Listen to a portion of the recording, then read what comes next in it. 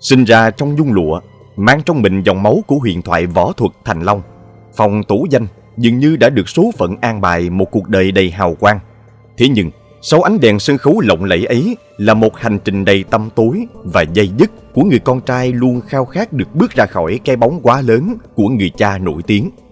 Từ một cậu ấm được nuông chiều trong nhung lụa, đến kẻ phạm tội phải ngồi tù. Từ một ngôi sao đầy triển vọng, đến người nghệ sĩ thất bại liên tiếp. Cuộc đời của Phong Tú Danh là một chuỗi những thăng trầm và biến cố không ngừng.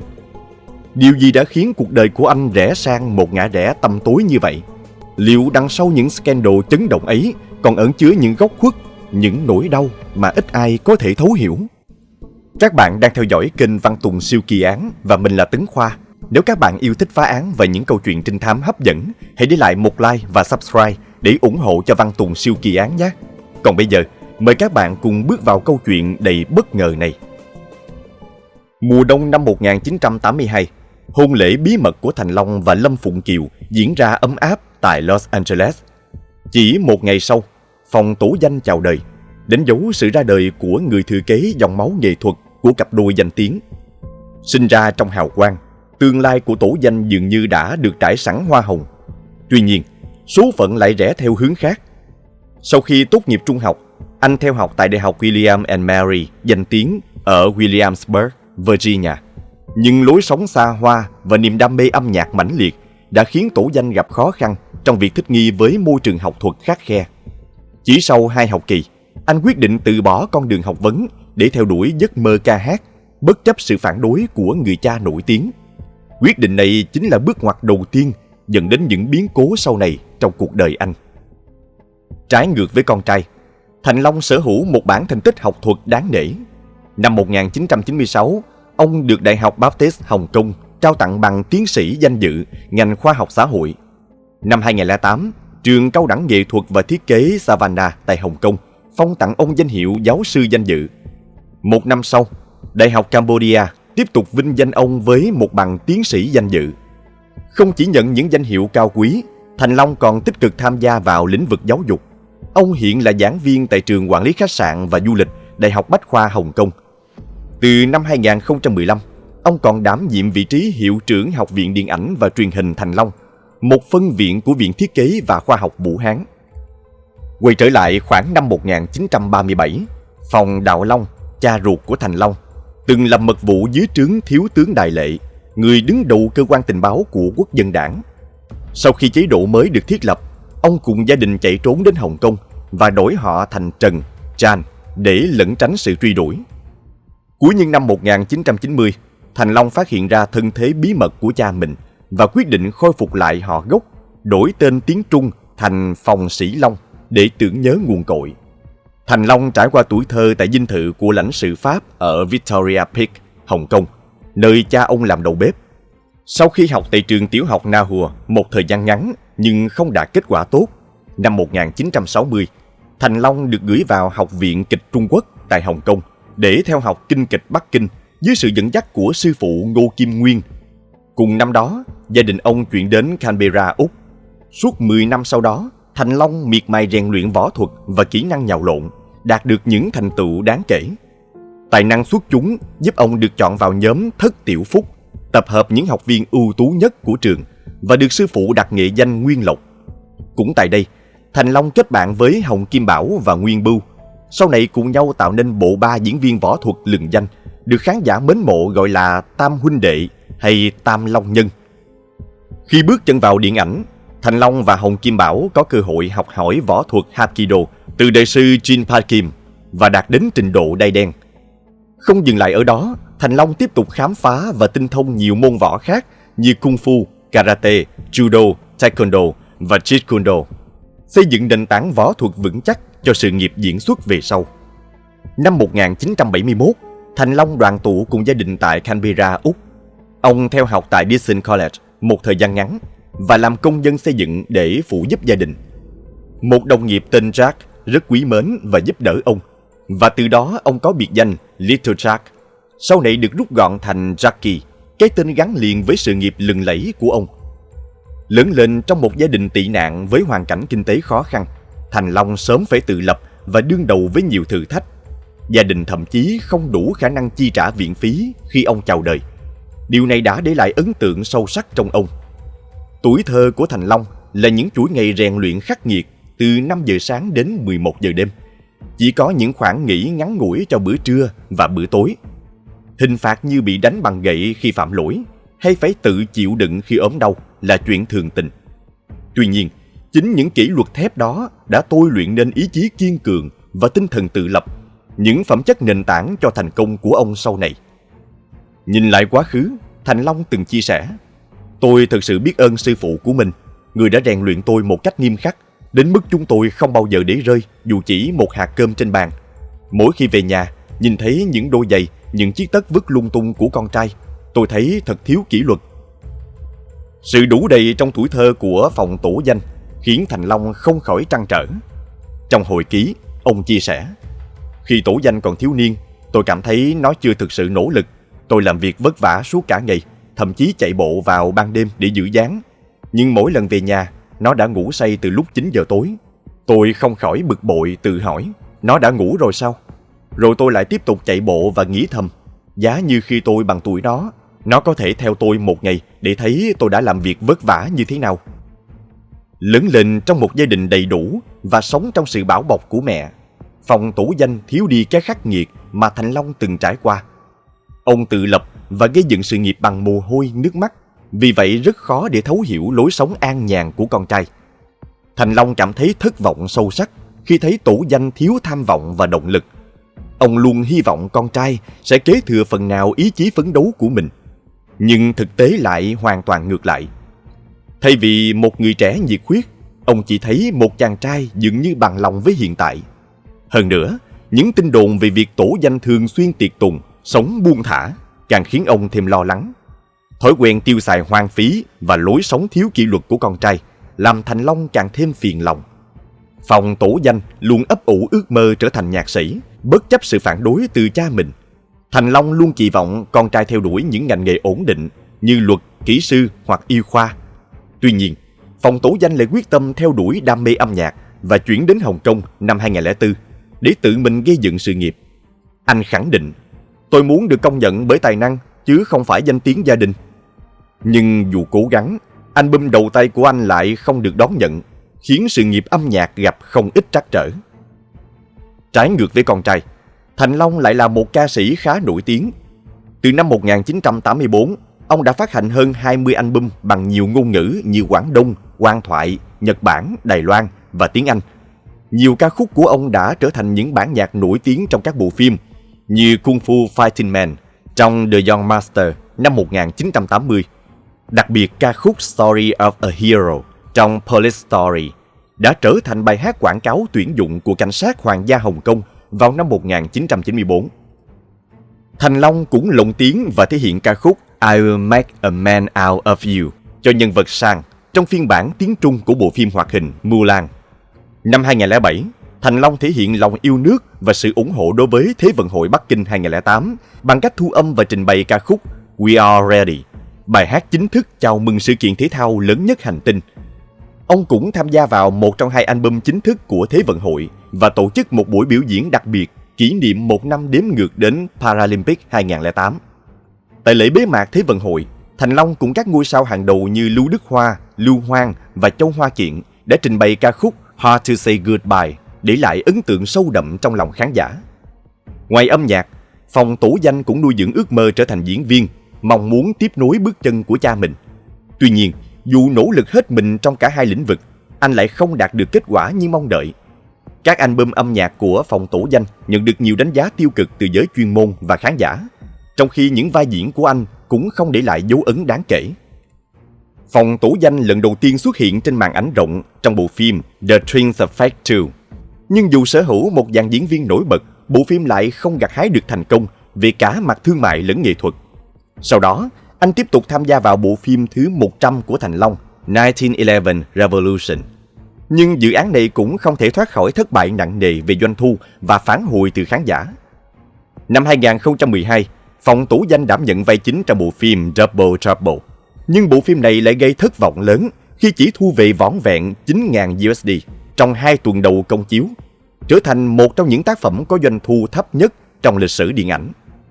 Chuỗi thất bại này tiếp tục với Whoever. Dù được ưu ái chiếu tại một nửa số rạp trên toàn quốc, vẫn không thể lọt vào top 10 phim có doanh thu cao nhất tại Trung Quốc và chỉ nhận được 15 đánh giá ít ỏi trên IMDb. Về âm nhạc, dù album thứ hai của Phòng Tổ Danh từng đạt vị trí quán quân trên bảng xếp hạng Đài Loan vào năm 2010, nhưng thành công này lại khá ngắn ngủi và không để lại tiếng vang lâu dài. Vào ngày 14 tháng 8 năm 2014, dư luận chấn động khi thông tin Phòng Tổ Danh, con trai của ngôi sao võ thuật Thành Long, bị cảnh sát Bắc Kinh bắt giữ vì tội tàng trữ chất cấm lan truyền. Cùng bị bắt với anh còn có diễn viên Đài Loan Kha Chấn Đông. Cảnh sát thu giữ hơn 100 gram cần sa tại căn hộ của Phòng Tổ Danh. Vụ việc không chỉ gây sốc cho gia đình Thành Long, mà còn tạo nên làn sóng phẫn nộ trong công chúng. Đặc biệt khi Thành Long vốn nổi tiếng với hình ảnh một ngôi sao võ thuật nghiêm khắc và kỷ luật. Vụ bắt giữ càng trở nên phức tạp khi trước đó, Thành Long đã được bổ nhiệm làm đại sứ phòng chống ma túy của Trung Quốc, tích cực tham gia các chiến dịch tuyên truyền và kêu gọi giới trẻ tránh xa các chất gây nghiện. Thế nhưng, chính con trai ông lại vi phạm pháp luật, gây tổn hại nghiêm trọng đến hình ảnh mà ông đã dày công xây dựng. Sự trớ trêu này khiến Thành Long phải đối mặt với làn sóng chỉ trích dữ dội từ dư luận. Giữa cơn bão chỉ trích, Thành Long đã công khai xin lỗi xã hội và nhận trách nhiệm về việc giáo dục con cái. Ông chia sẻ, "Tôi hy vọng những người trẻ tuổi sẽ coi vụ việc của Tổ Danh là một bài học để tránh xa chất cấm. Tôi đã thất bại trong việc dạy dỗ con trai, và tôi phải chịu trách nhiệm về điều đó." Thành Long cũng tuyên bố rằng sẽ không để lại bất kỳ tài sản nào cho Phòng Tổ Danh trong di chúc, mong muốn con trai có thể tự lập và không ỷ lại vào gia đình. Ngày 17 tháng 9 năm 2014, vụ án của Phòng Tổ Danh chuyển sang một giai đoạn mới khi Viện Kiểm sát Nhân dân thành phố Bắc Kinh chính thức phê chuẩn lệnh bắt giữ anh với cáo buộc chứa chấp người sử dụng trái phép chất cấm. Thành Long không giấu được sự tức giận và thất vọng khi lên tiếng một cách nghiêm khắc. "Nếu Tổ Danh chỉ bị giam giữ trong 1 tuần hay 10 ngày, dư luận sẽ nghĩ gì về chúng tôi? Là người của công chúng ta càng phải tuân thủ pháp luật." Ông thậm chí còn hài hước yêu cầu luật sư tát cho nó 2 cái thay tôi, thể hiện rõ ràng sự thất vọng tột cùng. Trong khi đó, Phòng Tổ Danh đón sinh nhật lần thứ 32 trong trại tạm giam, nơi anh dành thời gian đọc sách và suy ngẫm về những sai lầm của mình. Sau 4 tháng tạm giam, vào ngày 22 tháng 12 năm 2014, Phòng Tổ Danh chính thức bị truy tố. Phiên tòa xét xử anh diễn ra vào ngày 9 tháng 1 năm 2015, đánh dấu kết thúc 148 ngày bị giam giữ. Tòa án tuyên án Phòng Tổ Danh 6 tháng tù giam và phạt hành chính 2.000 nhân dân tệ. Tại phiên tòa, Phòng Tổ Danh thành khẩn nhận tội và hứa sẽ sửa chữa những sai lầm của mình. Tuy nhiên, dù có mặt tại Bắc Kinh trong suốt thời gian đó, Thành Long và vợ đã không tham dự phiên tòa. Ông khẳng định sẽ không can thiệp vào quá trình xét xử và sẽ không sử dụng bất kỳ mối quan hệ nào để tác động đến bản án của con trai. Trong thời gian thụ án, Phòng Tổ Danh đã viết một bức thư dài 3 trang gửi mẹ, thể hiện sự hối hận sâu sắc. Anh kể lại chuyện bị bạn bè xấu dụ dỗ, sa ngã vào con đường nghiện ngập như một cách để giải tỏa áp lực, đồng thời chia sẻ những khó khăn khi sống dưới cái bóng quá lớn của người cha nổi tiếng. Anh khao khát có một mối quan hệ cha con gần gũi hơn, nhưng dường như điều đó vẫn còn quá xa vời. Trong thư, Phòng Tổ Danh cũng bày tỏ sự thất vọng về việc cha mình thiếu quan tâm và gần gũi với anh. Tuy nhiên, Thành Long không tỏ ra thông cảm với con trai. Ông tuyên bố, "Tôi hy vọng sẽ trở thành một đại sứ chống chất cấm suốt đời. Tôi thậm chí còn mong rằng khi Phòng Tổ Danh ra tù, nó cũng có thể trở thành một đại sứ, khuyên mọi người tránh xa chất cấm." Thành Long cũng công khai ủng hộ án tử hình cho các tội nghiêm trọng và tuyên bố sẽ quyên góp toàn bộ tài sản trị giá 350 triệu USD cho từ thiện, không để lại gì cho con trai. Ông nhấn mạnh, "Nếu nó có năng lực, nó có thể tự kiếm tiền. Nếu không, nó sẽ chỉ lãng phí tiền của tôi." Mặc dù quyết định này có mục đích răn dạy, nhưng nó vẫn khiến Phòng Tổ Danh cảm thấy bị tổn thương sâu sắc khi cha mình công khai bày tỏ sự thất vọng về anh. Hậu quả của vụ bê bối chất cấm đã khiến sự nghiệp của Phòng Tổ Danh rơi vào khủng hoảng. Trước khi sự việc xảy ra, anh từng tham gia 10 bộ phim chỉ trong vòng 3 năm. Tuy nhiên sau khi ra tù, con đường nghệ thuật của anh trở nên vô cùng gian nan. Trong suốt gần 10 năm, Phòng Tổ Danh chỉ góp mặt trong vỏn vẹn 3 bộ phim và thậm chí bị loại khỏi một số dự án vì lo ngại ảnh hưởng đến hình ảnh của chúng. Quá khứ đen tối của phòng tổ danh vẫn là một bóng ma đeo bám, không thể tẩy xóa. Vụ bê bối chất cấm đã để lại vết nhơ khó phai trong sự nghiệp của anh. Các nhà sản xuất phim luôn nhạy cảm với hình ảnh công chúng và sức hút của ngôi sao, giờ đây e dè khi hợp tác với anh. Họ lo ngại rằng việc mời phòng tổ danh tham gia dự án sẽ kéo theo những rắc rối không đáng có, ảnh hưởng đến doanh thu phim.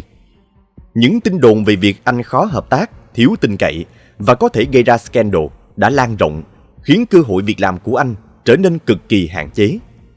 Những cánh cửa cơ hội mà trước đây luôn rộng mở, giờ đây đã đóng sập lại trước mắt phòng tổ danh. Danh tiếng gia đình không còn là lợi thế, mà chính những sai lầm trong quá khứ lại trở thành gánh nặng, đè nặng lên sự nghiệp của anh.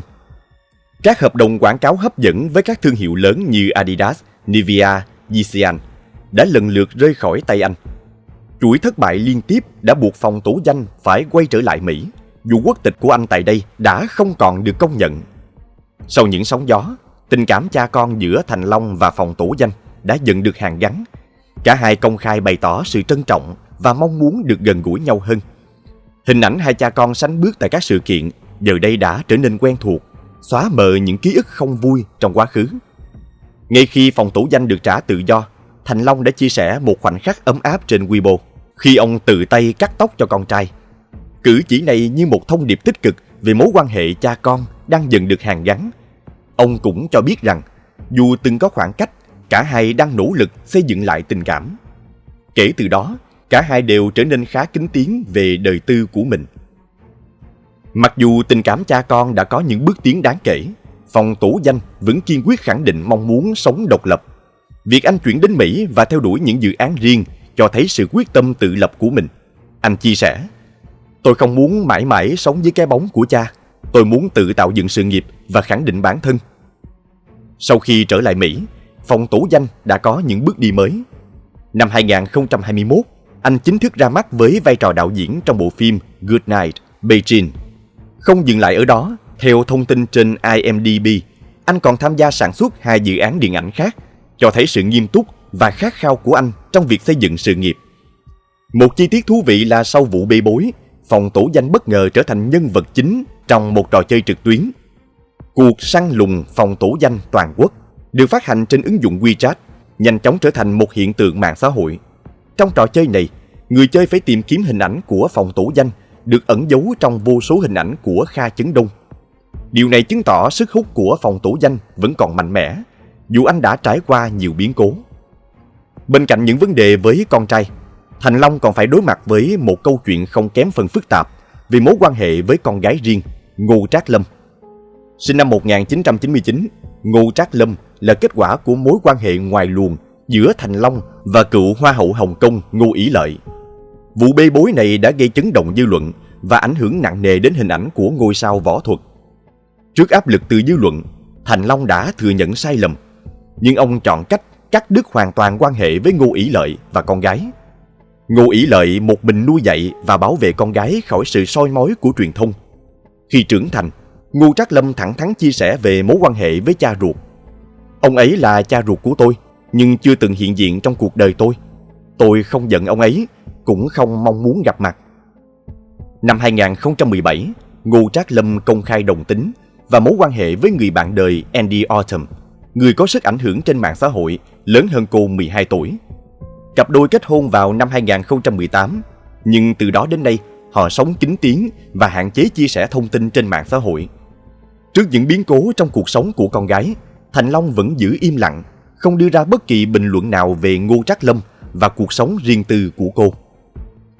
Câu chuyện của phòng tổ danh là một bài học sâu sắc về áp lực của sự nổi tiếng, về việc tìm kiếm bản sắc riêng giữa cái bóng quá lớn của người cha vĩ đại và về hậu quả của những sai lầm tuổi trẻ. Hành trình của anh cũng nhắc nhở chúng ta về tầm quan trọng của gia đình, sự giáo dục và giá trị của sự tự lập. Dù xuất phát điểm có phần thuận lợi, con đường đến thành công vẫn đòi hỏi nỗ lực, kiên trì và trách nhiệm với bản thân. Bạn nghĩ sao về câu chuyện của phòng tổ danh? Liệu những nỗ lực của anh có thể vượt qua quá khứ và tìm lại ánh hào quang cho riêng mình? Hãy chia sẻ quan điểm của bạn dưới phần bình luận và đừng quên like và subscribe kênh Văn Tùng Siêu Kỳ Án để theo dõi những vụ án khác nhé. Xin chào và hẹn gặp lại trong những video tiếp theo.